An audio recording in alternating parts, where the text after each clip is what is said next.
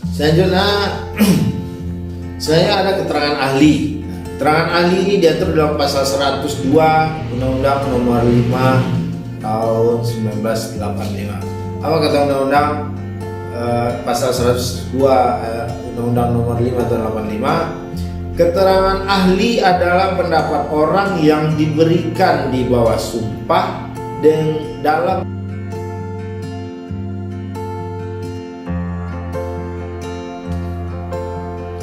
Assalamualaikum warahmatullahi wabarakatuh. Alhamdulillahirrahmanirrahim. Wa'alakibatul muttaqin. Wassalatu wassalamu ala asyrafil anbiya'i wal mursalin wa ala alihi wa sahbihi rasulullah ajmain. Alhamdulillah, kita panjatkan segala puja dan puji syukur kita kehadiran Allah Subhanahu wa taala atas segala nikmat dan karunia yang sudah diberikan kepada kita, terutama sekali adalah nikmat iman, Islam dan kesempatan, sehingga kita bisa menyelenggarakan penjelasan video pembelajaran dan juga tentang materi-materi perkuliahan khususnya pada Fakultas Hukum Universitas Muhammadiyah Riau. Selamat beriring salam juga tidak bosan-bosannya kita kirimkan kepada junjungan alam Nabi besar Muhammad SAW dengan mengucapkan Allahumma shalli ala sayyidina Muhammad wa ala ali sayyidina Muhammad. Mudah-mudahan dengan banyaknya kita bersalawat kepada beliau, Allah izinkan kelak di yaumil mahsyar beliau untuk memberikan syafaat kepada kita sehingga kita bisa memperoleh pertolongan, di mana hari tidak ada pertolongan kecuali pertolongan dari Allah dan Rasulnya. Dan mudah-mudahan semakin banyak kita bersalawat kepada beliau, melalui izin Allah kita bisa berkumpul dengan beliau dan bisa memperoleh syafaat dan pertolongan daripada beliau. Maka untuk melengkapi salawat kita kepada beliau, kita ucapkan Allahumma shalli ala sayyidina Muhammad wa ala ali sayyidina Muhammad. Assalamualaikum ya Rasulullah. Sahabat-sahabat YouTuber sekalian, sahabat-sahabat YouTube dan pengikut setia channel Gusri PD27 dimanapun berada, pada kesempatan kali ini pada tanggal 14 Desember 2022 ini kita kembali akan membahas materi perkuliahan pada Fakultas Hukum Universitas Muhammadiyah Riau dan juga kepada mahasiswa yang mengambil mata kuliah praktek peradilan pada Fakultas Hukum Universitas Muhammadiyah Riau. Saya kembali jelaskan materi perkuliahan melalui video pembelajaran channel ini untuk tetap diikuti dan disimak secara seksama sehingga saudara-saudari sekalian tidak ketinggalan terhadap informasi apa yang disampaikan dalam penjelasan ini, karena memang penjelasan yang saya sampaikan di ruang kelas tetap kita lakukan, tetapi penjelasan tersebut tentunya tidak bisa komprehensif karena memang di dalam penjelasan tersebut ada pembahasan-pembahasan, ada pertanyaan-pertanyaan dari mahasiswa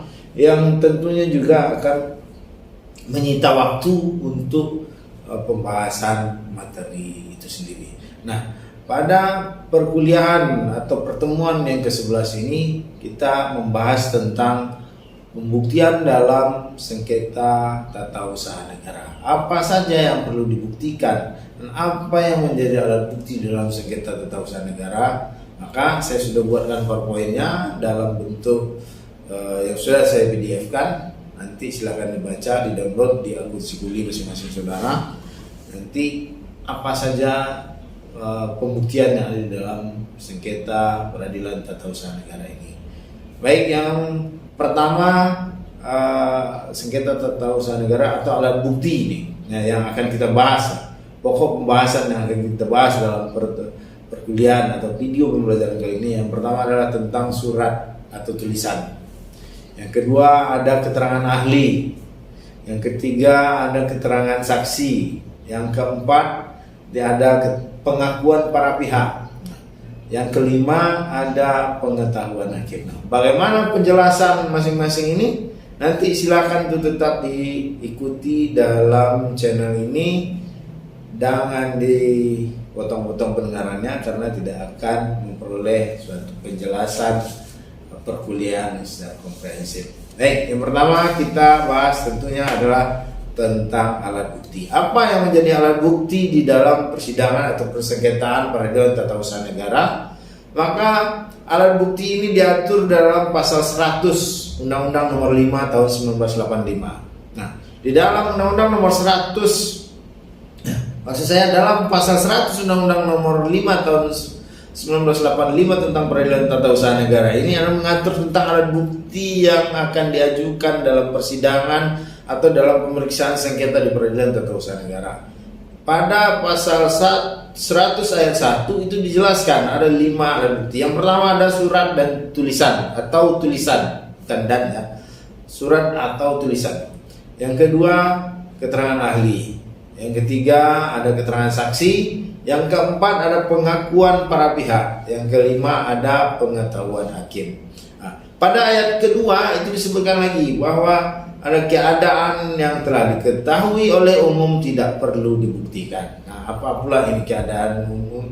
Keadaan yang telah diketahui oleh umum tidak perlu dibuktikan ini nanti kita bicarakan selanjutnya, walaupun tidak masuk kepada pembahasan di dalam pokok bahasan yang sudah disusun dalam RPS, tapi nanti tetap akan saya jelaskan. Yang pertama kita lihat dulu, pertama sekali kita lihat adalah azas kebebasan hakim dalam pembuktian, atau biasa disebut dengan istilah hukum Belanda itu Vrijbewis. Nah, Vrijbewis ini adalah asas kebebasan hakim dalam pembuktian di persidangan peradilan tata usaha negara atau dalam pemeriksaan sengketa tata usaha negara.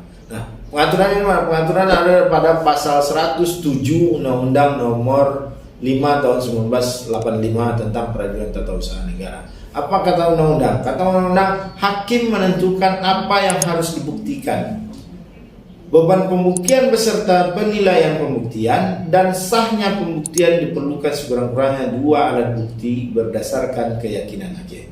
Artinya pasal 107 ini memberikan kebebasan yang seluas-luasnya kepada majelis hakim yang memeriksa dan mengadili sengketa untuk siapa yang terlebih dahulu membuktikan, apa yang harus dibuktikan, dan keabsahan alat-alat bukti itu hakim sendiri yang menentukan. Nah, inilah yang disebut dengan asas kebebasan hakim dalam pembuktian pada sengketa peradilan tata usaha negara yang dalam istilah asingnya atau dalam istilah hukum Belanda disebut dengan Vrijbewis. Nah, silakan nanti dibaca lebih lanjut apa itu Vrijbewis ini di dalam sistem pembuktian dalam peradilan tata usaha negara. Atau nanti kalau perlu kita buatkan video pembelajaran khusus tentang asas kebebasan hakim dalam pembuktian ini. Selanjutnya yang kita bahas pada pertemuan yang ke-11 ini adalah tentang surat atau tulisan. Nah, bukti surat atau ini atau tulisan ini diatur di dalam pasal 101 Undang-Undang Nomor 5 Tahun 1985. Apa kata undang-undang? Undang-undang memberikan 3 kategori surat atau tulisan. Yang pertama adalah akta otentik, yaitu surat yang dibuat oleh atau di hadapan seorang pejabat umum yang menurut peraturan perundang-undangan berwenang membuat surat itu dengan maksud untuk dipergunakan sebagai alat bukti tentang peristiwa atau peristiwa hukum yang tercantum di dalamnya. Artinya ada pejabat umum yang memang secara undang-undang diberikan kewenangan oleh negara kepadanya untuk membuat suatu akta otentik atau surat otentik atau tulisan otentik tersebut. Nah, berdasarkan undang-undang yang tujuannya adalah untuk dipergunakan sebagai alat bukti tentang peristiwa yang terjadi. Apakah bukti ini akan berujung ke pengadilan atau tidak, itu nanti tergantung peristiwa hukum yang dilakukan atau yang disepakati oleh para pihak itu sendiri. Nah, selanjutnya ada akta di bawah tangan. Akta di bawah tangan yaitu surat yang dibuat dan ditandatangani oleh pihak-pihak yang bersangkutan dengan maksud untuk digunakan sebagai alat bukti tentang peristiwa atau peristiwa hukum yang tercantum di dalamnya. Nah, perbedaan akta otentik dengan akta di bawah tangan ini adalah ketika akta di bawah tangan ini dibuat tidak di hadapan pejabat umum yang ditunjuk oleh undang-undang untuk itu, atau kewenangan yang diberikan oleh undang-undang untuk itu, yang didelegasikan atau karena jabatannya atau karena undang-undang yang mengatur tentang itu. Salah satu contohnya adalah notaris, itu yang disebut pejabat umum. Nah, ketika akta itu dibuat di depan pejabat umum itu tadi, atau di depan notaris, atau di depan pejabat yang oleh undang-undang diberikan kewenangan untuk membuat akta itu, maka itu disebut dengan akta otentik. Sedangkan ketika akta itu atau surat itu atau tulisan itu hanya dibuat dan disepakati oleh para pihak tanpa di hadapan pejabat umum, maka itu bukan disebut akta otentik, tetapi disebut sebagai akta di bawah tangan. Nah, selanjutnya yang ketiga ada surat-surat lainnya yang bukan akta. Misal banyak macam, misal contoh surat keterangan, surat izin, surat apa lagi itu, banyak macam surat-surat yang intinya bukan akta otentik dan juga bukan akta di bawah tangan. Artinya bisa surat pernyataan sepihak, bisa surat perintah, bisa juga banyak macam-macam surat yang berkaitan dengan alat bukti, surat atau tulisan yang diajukan di sengketa peradilan tata usaha negara. Selanjutnya kita lihat tentang keterangan saksi. Nah, keterangan saksi ini diatur dalam pasal 4. Maksud saya pasal 104 Undang-Undang Nomor 5 tahun 1985. Nah, di dalam Undang-Undang pasal 104 Undang-Undang Nomor 5 tahun 1985 tentang peradilan tata usaha negara ini menjelaskan apa saja yang diberikan, yang dimaksud dengan keterangan saksi. Secara normatif terbatas, secara legalitas formil ini dijelaskan bahwa keterangan saksi yang dianggap sebagai alat bukti adalah apabila keterangan itu berkenaan dengan hal yang dialami, dilihat, atau didengar oleh saksi sendiri. Artinya ada 3 unsur kesaksian. Yang pertama dialami, yang kedua dilihat, yang ketiga ada didengar. Artinya ketika saksi menyampaikan suatu keterangan di pengadilan berdasarkan dari misalnya membaca dari Google atau membaca berita atau menonton TV, itu tidak memiliki nilai kesaksian. Atau misalnya dia memberikan keterangan saksi setelah dia mendapat cerita dari orang lain, itu juga bukan bernilai sebagai suatu kesaksian, karena kesaksian yang demikian itu disebut dengan kesaksian yang bersifat testimonium de audito.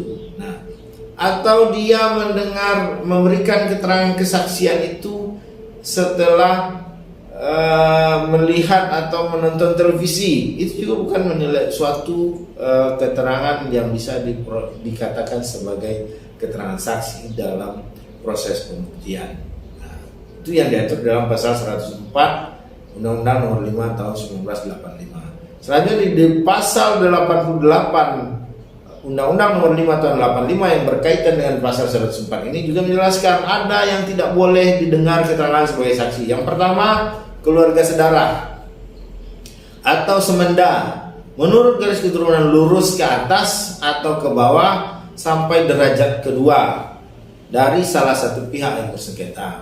Kalau derajat kedua ke atas itu mungkin kalau kita yang mengalami suatu peristiwa hukum, maka ayah kita atau sampai kepada kakek kita itu tidak bisa didengar keterangan sebagai saksi.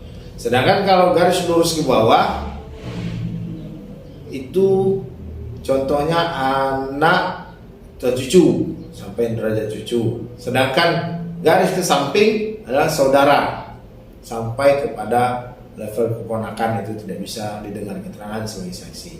Nah, yang kedua ada istri atau suami dari salah satu pihak yang bersengketa meskipun sudah bercerai. Nah, artinya ketika ada sengketa yang timbul yang berkaitan dengan peradilan tata usaha negara, ketika suami atau istri yang sudah bercerai itu tidak dapat diambil keterangan sebagai saksi atau tidak dapat didengar keterangan sebagai saksi. Nah, ini perlu diperhatikan bagi yang berpraktek pada peradilan tata usaha negara atau yang selalu bersidang di peradilan tata usaha negara, supaya jangan sampai nanti salah dalam mengajukan saksi. Yang ketiga ada anak yang belum berusia 17 tahun. Artinya kalaupun dia itu tidak memiliki hubungan keluarga, tidak memiliki hubungan semenda atau garis lurus keturunan ke atas, ke bawah, ke samping dan lain sebagainya, tetapi dia belum berusia 17 tahun, maka dia tidak bisa didengar keterangan sebagai saksi. Yang selanjutnya ada orang sakit ingatan. Nah, ini yang lagi tren sekarang ini, di mana-mana kadang-kadang terjadi suatu peristiwa, tahu pelakunya adalah ODGJ atau orang dengan gangguan jiwa. Maka orang ini tidak bisa didengar keterangannya sebagai kesaksian atau tidak bisa diambil keterangan sebagai saksi di pengadilan atau khusus di peradilan tata usaha negara.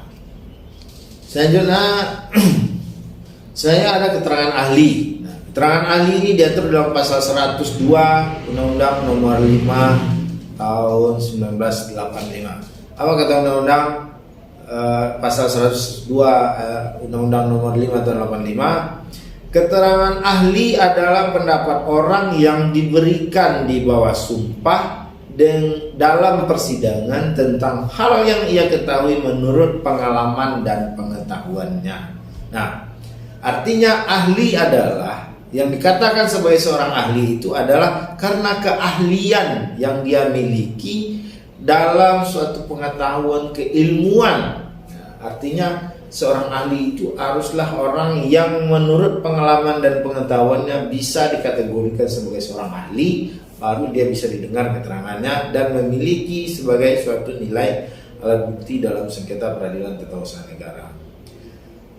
Ada ayat kedua dari pasal 102 Undang-Undang Nomor 5 Tahun 1985 ini dijelaskan bahwa seseorang yang tidak boleh didengar keterangan sebagai saksi atau sebagai ahli di pengadilan adalah jika dia masuk ke dalam kategori pasal 88 Undang-Undang Nomor 5 Tahun 1985. Artinya ketika dia ada hubungan saudara, ada hubungan semenda dan lain sebagainya, belum berumur 17 tahun, mantan istri atau mantan istri, orang yang sakit ingatan, itu tidak bisa didengar keterangan sebagai seorang ahli. Yang selanjutnya ada pengakuan para pihak. Nah, pengakuan para pihak ini diatur dalam pasal 5 pengakuan para pihak ini diatur dalam pasal 105 Undang-Undang Nomor 5 Tahun 1985. Apa kata pasal 105 Undang-Undang 85 ini di dalam undang-undang ini tidak dijelaskan secara detail atau secara secara jelas apa yang dimaksud dengan pengakuan dari para pihak ini. Ini dalam buku-buku literatur atau literasi-literasi ini juga tidak dijelaskan ya apa itu tentang pengakuan para pihak. Namun pasal 105 itu menyatakan bahwa pengakuan para pihak tidak dapat ditarik kembali kecuali berdasarkan alasan yang kuat dan dapat diterima oleh hakim. Nah, pengakuan di dalam pasal 105 ini hanya masalah ditarik atau tidak ditariknya pengakuan itu sendiri. Tetapi dia tidak menjelaskan pengakuan seperti apakah yang dimaksud di dalam yang dianggap sebagai bukti di dalam persidangan sengketa tata usaha negara ini. Nah, kita coba lihat di dalam aturan lain yang masih berkaitan, misalnya contoh adalah pasal 174 HIR atau yang disebut dengan Herzen-Inlandsreglement. Ini ada hukum peninggalan bangsa Wong Londo ini ya. Maka ada Herzen-Inlandsreglement. Pasal 174 HIR menyatakan pengakuan yang diucapkan di hadapan hakim cukup menjadi bukti untuk memberatkan orang yang mengaku itu, baik yang diucapkan sendiri maupun dengan pertolongan orang lain yang istimewa dikuasakan untuk itu. Nah, artinya menurut pasal 174 HIR ini, apa yang disampaikan di sidang atau di dalam proses persidangan di pengadilan itu, baik yang disampaikan langsung oleh para pihak atau in person yang bersangkutan ataupun disampaikan oleh orang yang dikuasakan untuk itu, maka dia disebut dengan pengakuan para pihak dan dia bisa dijadikan sebagai bukti di dalam persidangan atau di dalam pemeriksaan sengketa yang ada di pengadilan tersebut. Inilah yang dimaksud di dalam pasal 174 HIR atau Herzing Inland Reglement. Selanjutnya ada tentang pengetahuan hakim. Pengetahuan hakim ini diatur di dalam pasal 106 Undang-Undang Nomor 5 Tahun 85. Apa yang dikatakan? Yang pertama adalah pengetahuan hakim adalah hal yang olehnya diketahui dan diyakini kebenarannya. Sangat singkat, padat sekali. Tetapi ada Siti Utami itu menjelaskan di dalam bukunya, pengetahuan hakim dapat juga diartikan sebagai apa yang dilihat, didengar, dan disaksikan oleh hakim dalam persidangan. Misalnya sikap, perilaku, emosional, dan tindakan para pihak dalam memutus perkara. Nah, ini bisa menjadi pengetahuan hakim. Pengetahuan hakim mengetahui para pihak yang diperoleh di luar persidangan tidak dapat dijadikan alat bukti dalam memutus perkara. Misalnya seperti contoh, ketika hakim mengetahui tentang si A, tetapi berdasarkan melalui pemberitaan atau melalui cerita di kedai kopi atau di kafe atau di restoran dan lain sebagainya, kebetulan mungkin hakim ini mempunyai pergaulan yang cukup baik dengan masyarakat, maka dia mengetahui segala sesuatu dari para pihak yang perkaranya itu yang sedang dia periksa. Tetapi ketika dia mendengar itu di luar sidang atau mengetahui itu di luar persidangan, maka pengetahuan yang demikian itu tidak dapat dijadikan sebagai alat bukti di dalam persengketaan. Nah, satu lagi yang diatur di dalam seperti yang sudah saya sampaikan tadi di dalam pasal 100 ayat 2. Keadaan yang telah diketahui oleh umum tidak perlu dibuktikan. Ini contoh, misal ketika orang misalnya terlambat melaksanakan suatu kewajiban di dalam pekerjaan, kita anggaplah ini masalah disiplin pegawai negeri misalnya. Misal ketika diketahui di dalam pekerjaan itu mengakibatkan dia karena dia tidak disiplin, dianggap tidak disiplin itu tadi, dia diberhentikan atau dimutasi, maka menimbulkan suatu objek sengketa peradilan tata usaha negara. Nah, ketika keadaan ini terjadi, maka apa yang harus dilakukan? Ketika misalnya dia terlambat itu adalah akibat terjadinya huru hara, jalan putus misalnya, atau kebakaran besar atau banjir besar yang menghalangi dia untuk mencapai akses kepada tempat pekerjaannya, maka sesuatu hal yang sudah diketahui oleh umum seperti banjir yang sudah diberitakan menjadi ini segala macam dalam berbagai media itu sudah bisa diberitakan, maka hal itu tidak perlu dibuktikan. Itu cukup diketahui oleh hakim bahwa pada tanggal terlambatnya si A ini bekerja, maka sedang terjadi suatu peristiwa yang di luar kendali dia. Nah, hal ini yang disebut dengan keadaan yang telah diketahui oleh umum tidak perlu dibuktikan. Demikian materi perkuliahan yang perlu saya jelaskan di dalam pertemuan ke-11 ini. Mudah-mudahan apa yang saya sampaikan ini ada manfaatnya untuk saudara-saudari sekalian dan juga untuk sobat-sobat YouTube sekalian, khusus lagi untuk saya sendiri.